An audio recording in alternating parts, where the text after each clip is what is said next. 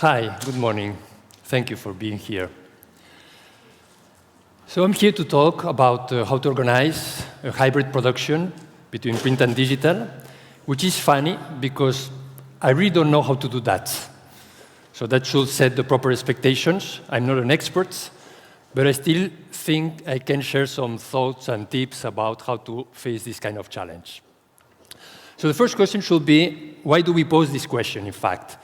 And Mihalis already explained it this morning, digital is not an option anymore. These are recent figures from the US market. 25% of the market in terms of revenue is digital. In terms of customers, it's more than this, of course, because on average, an ebook and an audiobook drives less revenue than a print book. For Spain, that should be around 15% of the market in terms of a trade book publisher.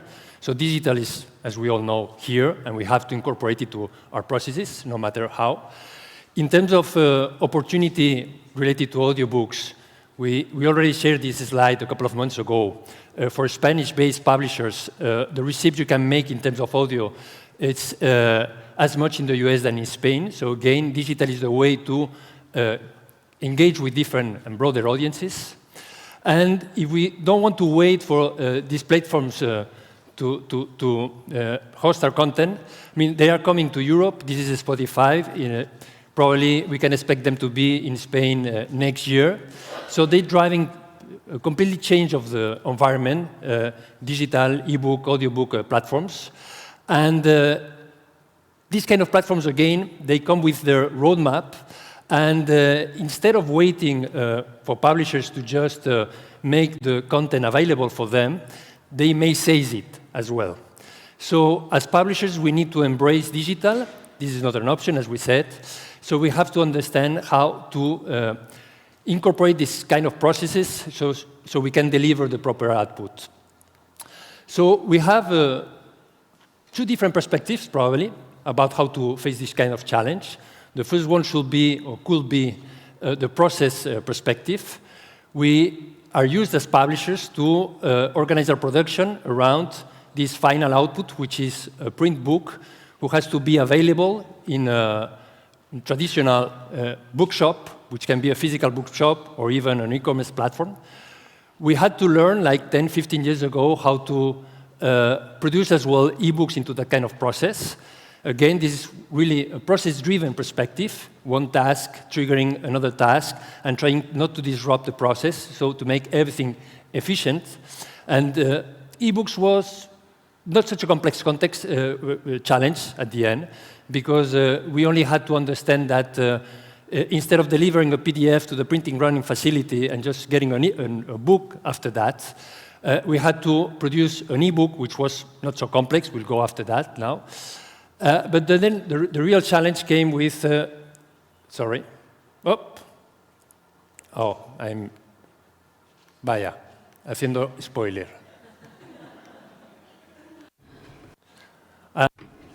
I'm spoiling things for you.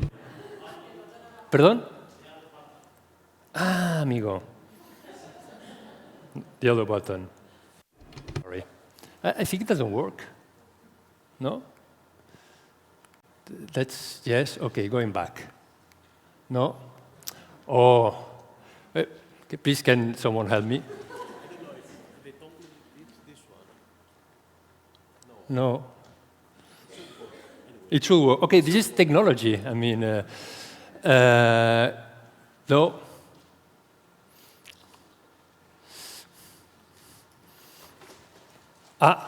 It just went to the... No iba. Okay, I'm sorry. Excuse me, apologies for this. So we were here, there's a delay, okay. So we had to learn how to produce audiobooks as well, and this was a completely different process, because we had to learn as well new tasks, just like casting, to understand what's the proper voice for a specific book, to manage audiobook production, which is, let's say, crafting, no? I mean, production. This is not industrial production, just like ebooks and print books. We had to negotiate with ourselves, for instance, in terms of understanding that we had to kick off the production with not a final version of the text in order to reach the market at the same time than the print book or the e-book. So this is a big challenge we had to face, as we said.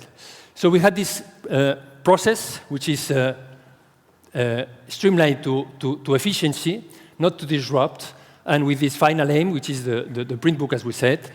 And we had to allocate digital within this process. We're managing here business concepts, of course. We're talking about outputs, and we can embrace it with different tools. And again, Michaelis explained about this this morning in his keynotes. The first decision will be what's called the classic buy or make dilemma, which is, shall I do this in-house or hire someone else, a third party, to deliver these specific outputs? This is a classical management dilemma, as we know, with cons and pros in each case. The pros of making yourself what you need are quite obvious. You can tailor the final product or the service to your needs, so you get a very flexible approach. The cons is that may drain resources, drain attention, and eventually, maybe there's a risk that you won't get what you need, in fact. The alternative, of course, is just buying the service, going to the market to hire these specifically needs. Again, the pros are clear. You will have the solution at less expensive costs, and you'll get it without having to wait for the solution. I mean, in terms of time to market, that will be the best solution. The cons, however, are clear. You'll always be tied to a supplier, and you won't have the internal capability to be autonomous. So whether you go for one option or the other one may differ in terms of what's your needs as a company, or what's exactly the technical requirements of the product. This morning we just saw that, for instance, doing an e-book version of a comic may be more complex than just a novel. So your approach will be different. The idea is that when this is critical for you, you should learn how to do it in your house, in your company, and not so you don't need someone else to provide the service. And if it's commodity, just buy it. That's the idea behind this approach. In terms of e-book and audiobook, however, you may have different approaches as well. E-books, despite what it's in this slide with such a plethora of technical names, can be quite easy to handle. On the opposite way, audiobooks that may need resources because they are expensive, specific knowledge, specific technical requirements. So you may have a different approach as a publisher to each one of these formats. So at the end, the final decision, I mean, there is no solution for everything. The final decision may depend on what kind of e-books you need to deliver to the market and what kind of audiobooks you need to deliver to the market. In some cases, you'll handle the e-book production in company and just hire third parties for the audiobook production. And in other cases, that will be exactly the opposite way. And you can find examples of each of these approaches in the market among small and mid-sized publishers, and they are probably all right. So having said that, if we go for the make approach as publishers, we have different ways to proceed. First one will be the classical do-it-yourself approach for ebooks. Everybody knows probably this. This can perfectly work for small catalogs and very simple catalogs, not with very high standard requirements. I will say that probably this is not what a medium-sized publisher will do. Then you can go for this kind of solution. That's, for instance, how we handle half of the production in Planeta.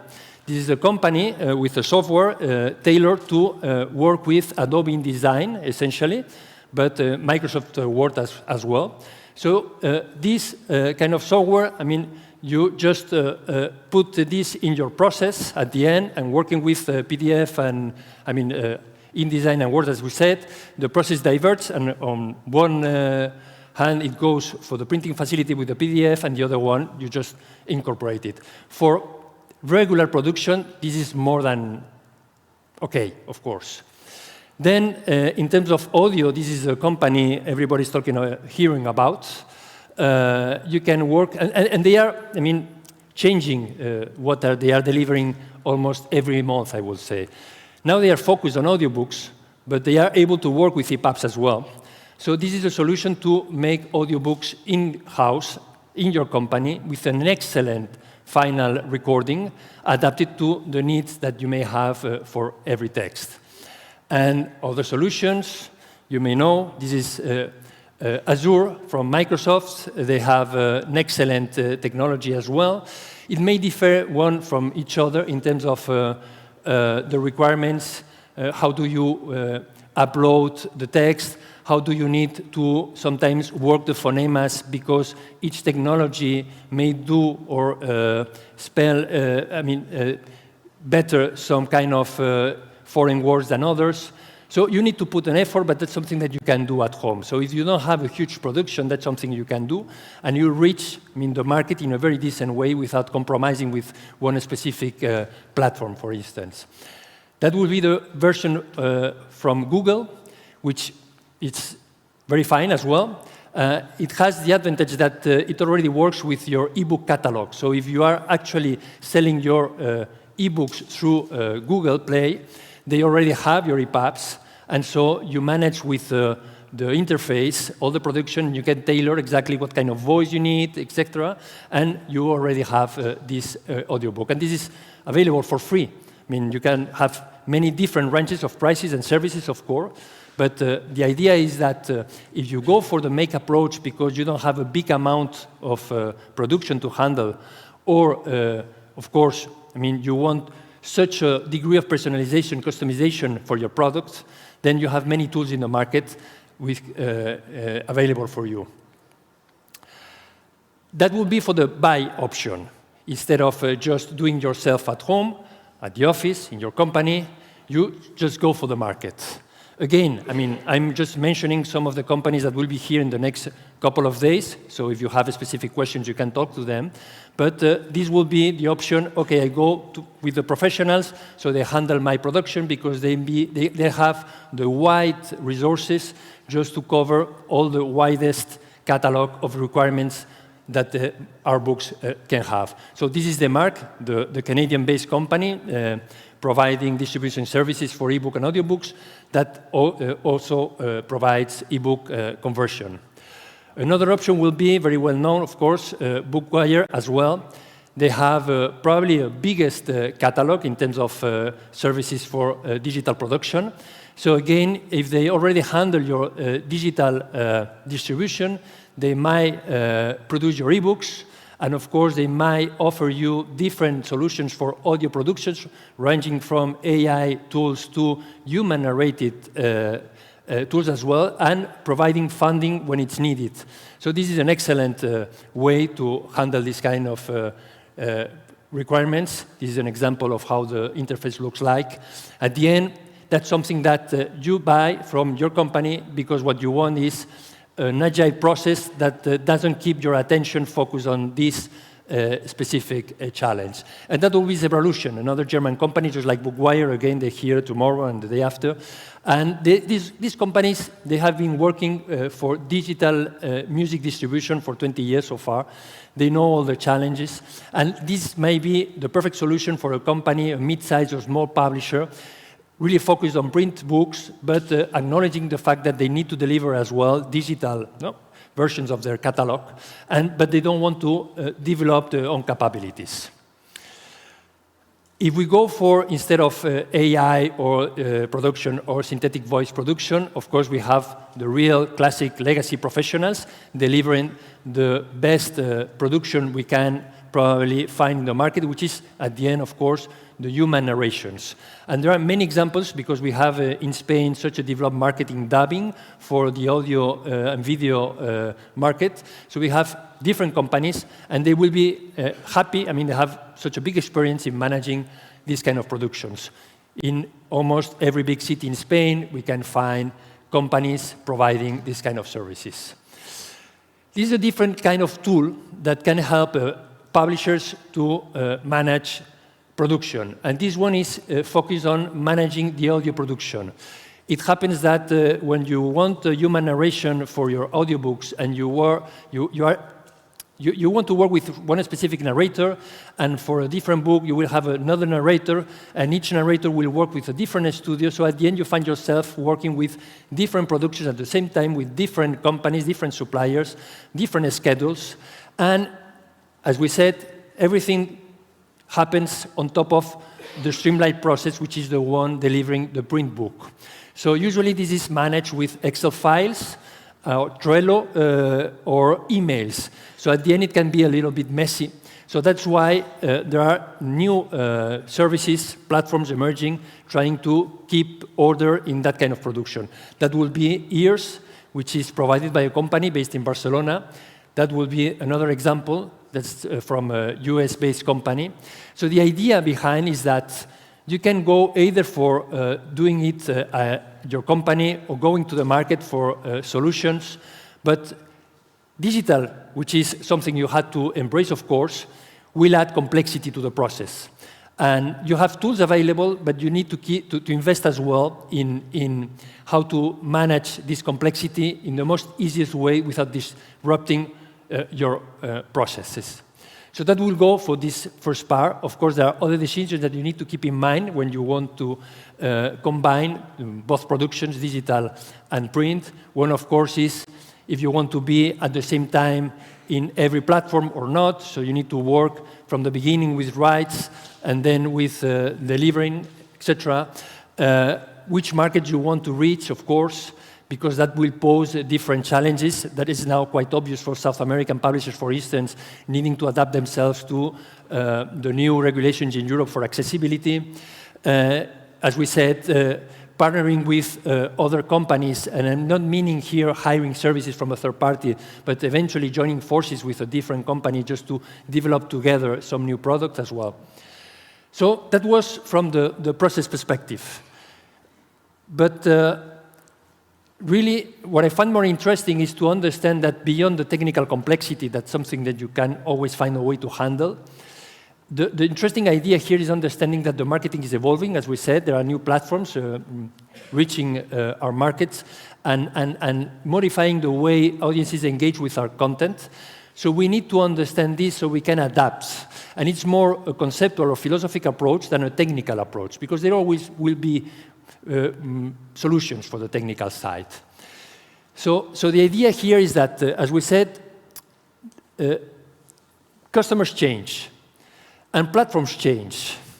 And the kind of platforms we deal with change. It's not the same to deal with a classical bookstore than with a platform like Spotify, competing with another platform like Audible from a market which is the music market, where audiobooks will play a marketing role and not a main category. Our customers, because we are in this digital environment, regardless if they read our books in the print version or with an ebook, are constantly challenged and having their attention drawn by a lot of services. Of course, we have like Netflix or Spotify. I mean, a few years ago, the Airbnb CEO said his main competition was Netflix, in fact. And he was being provocative, of course, but he was pointing to the fact that we have so many stimulus around that we need to adapt to the market, and we cannot ignore and pretend to say how our audiences has to interact with our content. So the idea, and that's how we embrace it in Planeta, no? That's our playbook, let's say. The idea is that because audiences are changing and evolving, we need to be format agnostic, meaning that we are not the ones dictating how our content has to be delivered to the market. The simple idea will be, of course, we do print books, we do ebooks, which is not always celebrated by everyone in the industry, and we now, of course, do audiobooks as well. That's a given for us. Not for everybody, but that's for us. But then we have to be open-minded to every new product or service that comes to the market. This is, for instance, an interesting startup from the Netherlands They have this new product. They are selling it, actually. They have deals with some of the big 5 publishers in the US, and that's an AI-fueled version of a book. So instead of buying the book or listening to the audiobook, customers can buy this service, and then they have a number in their WhatsApp, and so they can have a conversation around this book. That's surprising. Of course, from our perspective, that's different from reading. But then you check, and they have a very significant sales. So there's an audience for this. And then you keep on asking, and they say, for nonfiction authors, for instance, delivering keynotes, management book authors, that can be a perfect solution for the audience they go after. Because in fact, if we checked, we already knew that finishing rates in reading and in listening are never, on average, above 50 or 60%. And that goes for fiction. For nonfiction, finishing rates may be around 30%. So when people purchase a nonfiction book, they don't always read it. And they are satisfied we haven't finished the book, because they are looking for some specific knowledge. And when they get this knowledge in the convenient way for them, they are satisfied. So the idea behind is, okay, let's pay attention to what the market people demands, beyond the fact that we love print books and we love to sit down and to read the book. That's the ideal way we would like to engage always with books. And let's be ready to deliver this kind of production. And once you have this idea clear, then you'll find the suppliers just to develop the technology. Different examples about what this agnostic approach in terms of format means. The simultaneity. I mean, once you say that you want to deliver audiobooks to the market, there is no sense in applying some kind of windowing and having these audiobooks just in the market like 6 months later because you want to protect, let's say, the print version of your book. If you acknowledge the fact that there is an audience eager to listen to your audiobook, then you need to deliver it, because otherwise this audience will get your content in other ways. That's what we learned from Napster 25 years ago. Users, they just wanted to unbundle albums and to get it digital. Another consequence is that we need to have a competitive pricing. So often we see in web pages, ebook prices and audiobook prices that are set so high that they won't just discourage customers from buying the digital version, because all the economics and all the organization around the publishing house is made around the print version. And again, this is a mistake because it ignores the fact that there is a specific audience that wants a specific format and a competitive price, and with a proper idea about what is the right price. So in terms of our approach, beyond the format, then comes the next big question, which is which model? And because we are surrounded by a lot of noise, and there are many opinions about models, some opinions in terms of what's fair, some other opinions in terms of what's economic, interesting, but at the end, a lot of noise. What we again understood in Planeta is that we needed to be agnostic and try to have a fair remuneration from the author and the publisher. But we cannot dictate how people has to read or listen to our ebooks or audiobooks, unlike other publishers. So, because we live, as we say, in a subscription economy, and that's the way we engage with almost every leisure service, in terms of audio, in terms of video, in terms of so many things. We have to provide our content where the audience is, and as we said, to fight for the right remuneration. So sometimes we get stuck in Byzantine discussions about how to remunerate. The idea is that you have many models in the markets, and each model usually goes with a royalty remuneration model. And there is always ways to bypass. Sometimes we talk about economics, but we pretend it's different. There is always a final decision that can be made between a platform and a publisher about the content, which is fair with the author and making him remunerated in a proper way, as we say. So we need to deal with this. Once it's clear, then we'll have to go for the tools. Dealing with this kind of complexity means that you need to have your rights at your publishing house sorted. You need to know exactly what kind of rights do you own, how to remunerate your authors, how to get this income from many different markets, each one with different platforms operating on the different models. So there is a huge complexity behind these kind of models. But avoiding the problem just because we don't like subscription or because it demands so many big efforts to sort all the rights, to negotiate with all the agents and authors, to pay the proper royalties, this only puts the problem behind, and at the end, and the music industry already learned that, customers will get what they want in a different way. So we need to go and to provide everything. Another big question about digital approach, which is around what we call the platform neutrality. Because sometimes audio looks like such a big challenge, you need money. No? On average, an audiobook, a human-narrated production audiobook can cost 3,000 euros, which is a lot of money when you have hundreds of titles or thousands of titles in your catalog. You need to learn how to do that, etc. There are many players in the market who approach publishers and say, OK, I'll handle this for you. And then we'll split any profits, so you don't need to advance any money. You don't need to get distracted. The only thing is that this production will be exclusively in one platform. Or because there are some platforms that work better than other platforms, that at the end they build some kind of, let's say, exclusivity de facto. The problem, and we don't want this in Planeta, of course, and that's why we always have our catalog available in every single platform possible, as much as we get, of course, a fair negotiation about the terms.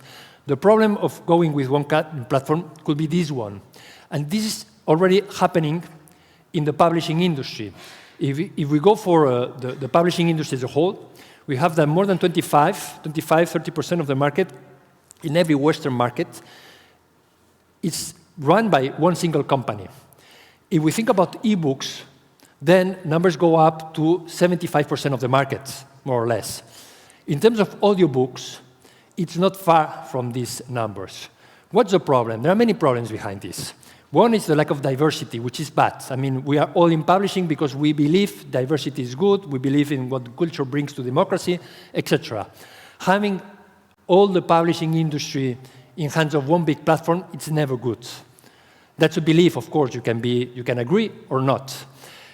In terms of business management approach, dealing with one single buyer owning from 25% of your sales to 75% of sales, depending on the mix you have between ebook and audiobooks, might be a big problem in the future. And we don't need to point this. There are many examples around us in the publishing industry. We all know them. So our advice, I mean, that's a rule we follow always, is just to invest in diversity, meaning that we don't compromise with industry leaders always. We try to help minor players and eventually to try to reach new audiences. So that means as well how you organize your production and how you don't couple with one big platform exclusively. So in practice in Planeta, that means that we have this big ebook catalog and such an interesting audiobook catalog as well. But beyond these big numbers, as we said, understanding that the market is evolving in different directions, different ways, without not knowing ourselves what will be the champion direction, let's say, we understood that we need to experiment and to test and to choose to look for the proper partner for each test, because we don't know how to do it internally, because this is the first time we do each time this kind of new products. Here we have different examples. For instance, we have a podcast on the left side with the author of a book, digital conversational podcast about content related to a book. So that was a way of having content in a free platform just like Spotify. So that's marketing, that's not driving revenues, that's costly. So at the end, you need a budget to do that. We didn't want it to spoil the content, so it wasn't the audiobook, which was performing super well in the audiobook platforms. We have a different example, the second one with the Javier Sierra, which is an audio fiction, digital first, with a script. It was a challenge. We had to hire people writing the scripts. We have then an abridged version of an already existing audiobook, and we have, for instance, an audio fiction. We'll go through each one of them. Well, if I... Now it works. That's, for instance, two versions of the same book. The upper one will be the average regular audiobook production. It's 7 hours long. That's the audiobook of this novel, El lejano país de los estanques. And then we have the shortest version, the abridged version, as it says, which is 2 hours and a half. And it's multicast, meaning that you have many voice actors working here. And because it's a shortest version of the book, we had to adapt the content, hiring writers, working with the author, meaning that the process was complex, was long, and it was expensive. And the output was the shortest version, meaning that Audible will pay us less money, because they pay you by the minute the people engage with your content. So the final outcome, in terms of business, was that the second one is more expensive, and it drives less revenue. But you don't need to be a genius just to see how many reviews and ratings has each one. And at the end, what you discover when we are trying to test is whether there are different audiences waiting for new versions of your content, so you could untap a new markets. So of course you need to do that with an author who is willing to adapt his work and then experiment with what happens. We didn't know how to do that initially in Planeta, so we went hand by hand with Audible, and we worked together. And once we learned how to do it, then we did it internally. And of course, adapting ourselves. That was interesting learning, let's say. That's a different approach. On the left side, what we have is audio fiction, which is a digital first. It's a spin-off from an actual novel that's a young adult audience. So we asked the author to write a new history about a secondary character of the book, so we could test whether it could have a new life. In terms of additional product or audiobook products, again, that's expensive. You need to hire the author. It takes time. You need to work with the author. This is the first time for this author as well, so first try may not be perfect, so you need to keep working with the author. And at the end, you deliver this kind of content in an audiobook platform without the marketing usually accompanying the print book version. But if you think about whether having a print book, a book, let's say, and the time it demands, which is more than 1 year, and the effort it demands, and the budget it demands, or just having a ready audio version of the history that you can release into the markets in a shorter period of time, this is excellent. And then it allows you to nurture your audience and to keep the audience interested in your content while the author is working with a regular book.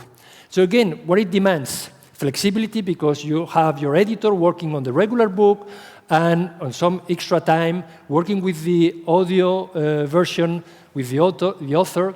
So you need, of course, to have someone excited about these kind of challenges, but the results can be super rewarding. The other one was, as we said, this audio fiction from Javier Sierra, which was between books. What happens if we have a serial production with episodes in a podcast platform, which is a different audience than the regular audiobook, aiming for shortest content. So it was about trying to understand if it was a problem of how to deliver content. I mean, 8 hours can be too long for a podcast audience, or it was about the kind of content. Podcast audiences go for non-fiction content, or they may have fiction content if it's properly delivered. And again, the results were very interesting for us. This is podcast. the first thing about podcast is that it's less expensive. Well, no, it depends on how you approach it. It can be less expensive than an audiobook, or it can be much more expensive. But the idea about podcasts, the main idea is that you will have it on a free access platform, just like a Spotify or Apple Podcast. So you won't get paid by this podcast. So you need to understand that this is marketing, and you need not to have fear about cannibalization. When someone says, oh, what happens to my audiobook if I have a podcast which is related content and somehow can satisfy this potential customer, and it won't go for the paying audio version. We still believe it's very interesting because, as we said, I mean, we are in a very initial cycle of the audiobook life cycle, and there are many audiences that need to discover still the audiobook. So bringing audiobooks or audiobook-related content to podcast platforms can be very interesting, and that's what Spotify is aiming at the end. So as we said, in terms of marketing, what we see is that with these audiobooks that already did perform very well in audiobook platforms, what we reach are thousands, dozens of thousands, hundreds of thousands of new listeners. And they engage with the content. So at the end we say, okay, maybe we are not getting money, and as a publishing house we need to pay to the author because we hired the author to write a script and to produce the audio narration and to go to a studio and to deliver it, so all expenses. But then it pays back because you reach audiences, and audiences that sometimes they are not in your home country. So you reach them in different countries. And the most obvious example of this is the Marian Rojas podcast, which is an exclusive podcast that Planeta did with Spotify. And what is interesting is that in 2024, it was the 10th most listened podcast in the world, meaning in the US. It's in Spanish, Spanish accents, and it's the 10th most listened podcast in the US. That's astonishing. And this podcast was done with a home studio because Marian Rojas is so busy that we couldn't afford to have her a week in a studio recording the podcast. So she worked in the script, and then on one day, in a rush, she recorded all the episodes. And this goes then to the US. It's available everywhere. And so we reach massive audiences. Then, of course, probably explain why we had hundreds of thousands of listens of our audiobooks just in the US. So reaching these super big audiences. I mean, that's the good example. But you don't need to have a super author like Marian Rojas or such a expensive professional production as we had for previous examples. This is a small independent publishing house in Barcelona, founded 5-6 years ago, doing a super decent job. And they have this podcast in Spotify, which is, and everywhere else, very interesting. And what they do is just bringing their authors, non-fiction authors, very interesting authors with tons of things to say, and having just a plain conversation at the office, let's say, 2 hours conversation, very relaxed. And it's an excellent job in terms of promotion and in terms of eventually testing the potential of some content, because authors, they repeat, they explore different topics. So you don't need to have Marian Rojas, as we said, just to have new products and to engage with audiences. That's, for instance, Blackie Books' approach, which is, again, an indie publisher doing with a great catalog. And they have this podcast. Of course, that's branding, that's marketing. But they don't even pretend to promote their own authors. They position themselves as a publishing house delivering content which is interesting for all those enjoying good books, good literature. So they have this podcast about dead authors. They are not in their catalog. And it's excellent product as well. So you have many options. And the idea is don't get stuck with the complexity of the task. I mean, of course, we talk about ebooks and audiobook because this is 25% of the market in the US, 15% in Spain, and you cannot ignore this because otherwise you lose that market and someone else will grasp this and that make you weaker. The idea behind is that audiences are engaging with content in so many ways that you cannot, I mean, you need to be there, and there are many ways to deliver this kind of content. Going back to Planeta and our approach, again, new things you have to negotiate with yourself. As a Spanish-based publisher, we need to understand that many of our audiobooks need to be produced with Latin accents because they had specific audiences in the US or in South America that are bigger than the Spanish-based audiences. So the accent is part, of course, of the narration. And this is because usually customers engage with audiobooks because they are interested in the topic or in the author, but they disengage with audiobooks because of the voice, because they don't like the narration. So you need to adapt this, and we'll see this later. So more options, more ways to embrace these opportunities the market lays in front of any publisher. This is synthetic voice catalog. We just saw many options, Azure, 11 Labs. And human narration, it's better than synthetic voice narration, according to our point of view.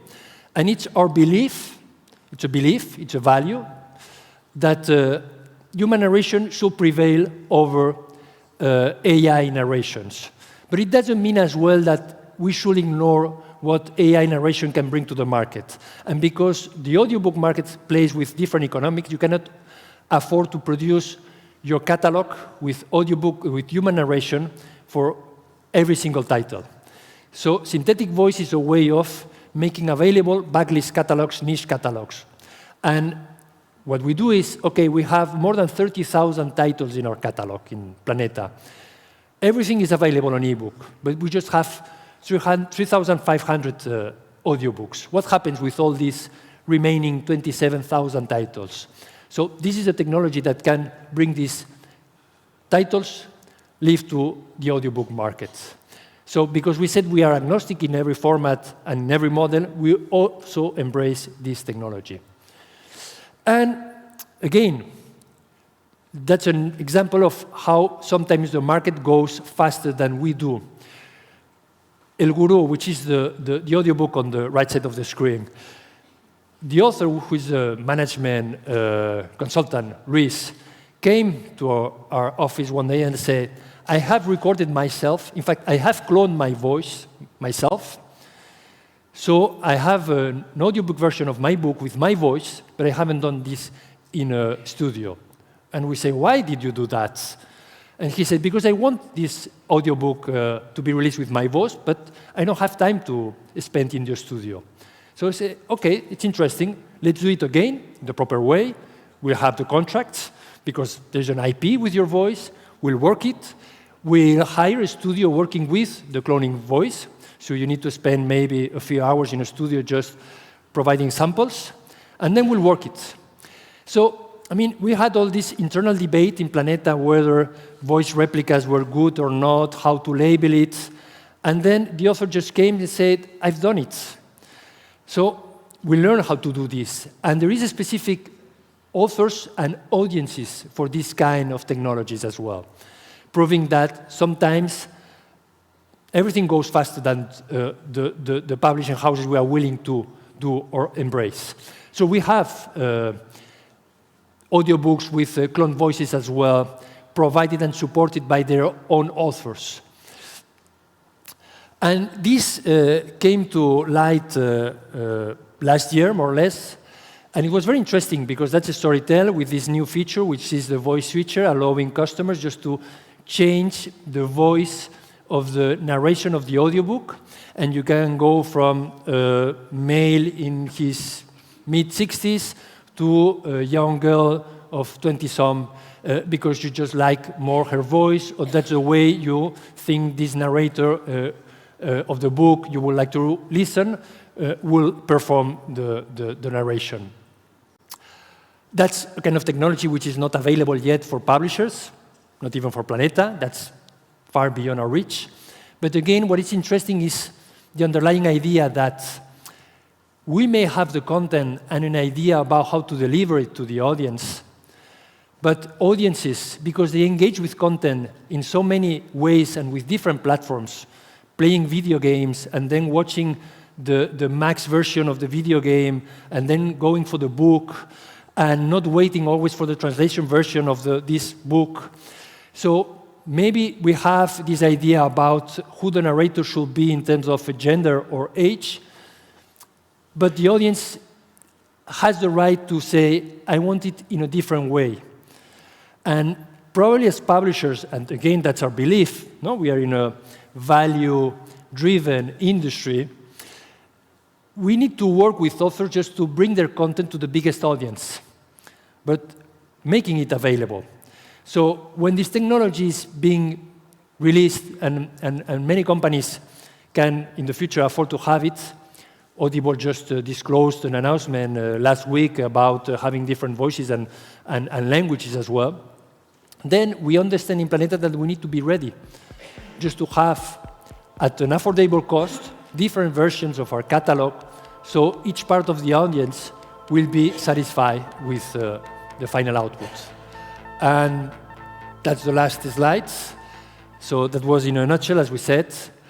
The idea is that, of course, we are publishers because we love books, and usually that means print books to be bought in classical bookstores.